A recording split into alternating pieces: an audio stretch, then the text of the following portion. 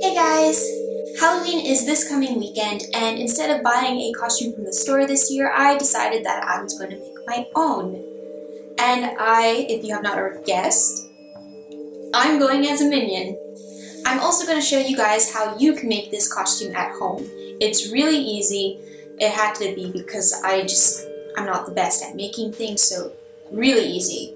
Guaranteed. And this tutorial will be done in 3 steps. Step 1, making the shirt. The likelihood of finding a yellow shirt in the style that I liked was next to none, so I went with the next best option, which was finding a white t-shirt in the style I liked and then dyeing it yellow. So for that, you're going to need a t-shirt that you very much like to wear and some yellow t-shirt dye or fabric dye. For dyeing the t-shirt yellow, I followed the instructions on the fabric dye to a T. The one that I'm using was really good, so if you have that at your local fabric stores, I recommend using it. The next part in making this costume is the grew symbol. For this, you're going to need some black and white fabric, 2 printout copies of the grew symbol, and some steam-a-seam. Now, steam-a-seam is pretty much exactly like double-sided tape, and you can find it at your local fabric store. To start this, you're going to want to take your printout copies of the grew symbol, and to one of them, you're going to want to cut out the circle, so up until the black. For the other copy, you want to cut out everything but the white G. When you're done cutting the G, you'll want to flip it over. Because you're using steam-a-seam and it's like double-sided tape, you want to make sure that you're sticking your G onto the right side of the tape for when you eventually flip it back over onto the black fabric. Once you're done cutting out your templates, you'll want to take your steam-a-seam and then trace your templates onto your steam-a-seam. For the circle, just trace it as is. For the G, you'll have to make sure, once again, that your G is flipped over, so it's a backwards G. And you'll want to trace that backwards G onto the steam-a-seam. Once you've traced those, cut them out.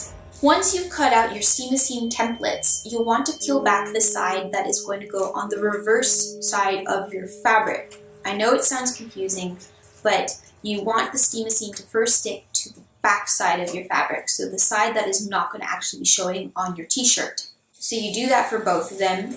I started out with the black, which is easy. You just really can't screw that one up. It's the G you have to worry about. By this point, you'll want to hit it with an iron to start sealing the steam-a-seam and fabric together. Afterward, cut away the excess fabric so that you're left with your black circle and white G. This is where you're going to need your now dyed yellow shirt. Place your yellow shirt onto your workstation and then take your black circle. On your black circle, you'll want to carefully peel back the last remaining piece of paper that covers the glue. Once you've done that, place your black circle on your yellow t-shirt where you'd like it. And then repeat the process for your white G. Once you've arranged your pieces where you'd like them on your shirt, take your iron and iron them down. It's okay just to hold your iron there. You really want to make sure these things are glued down and not going anywhere. Once you're happy that your pieces are not going anywhere, put the iron away, turn it off. You don't want to burn yourself. And now we're going to move on to the straps, or the suspenders. They're called suspenders. For this last part in making the costume, you'll need some elastic bands and some trouser clips, and a needle and black thread to sew everything up if you don't have access to a sewing machine. First, you'll want to sew your clips to your elastic bands. Once all 4 clips are sewed in place, put the straps on and crisscross them in the back.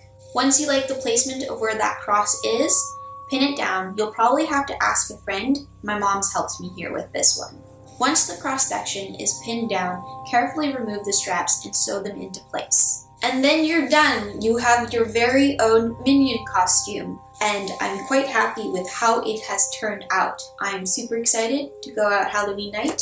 Not trick-or-treating, I'm babysitting, but, well, not babysitting either. Going out with some kids trick-or-treating. Let me know down in the comments what you guys are dressing up as this Halloween. And last but not least, don't forget to like this video if you liked it and subscribe to my channel if you want to see more of me and whatever the heck I do every week. As a last note, if you guys are going out on Halloween night, don't forget to have fun and be safe. That means reflective gear, flashlights, don't talk to strangers, check your candy when you get home. Reflective gear. See you next time, guys! I have to film my October favorites video soon. Oh, there's not enough time for anything.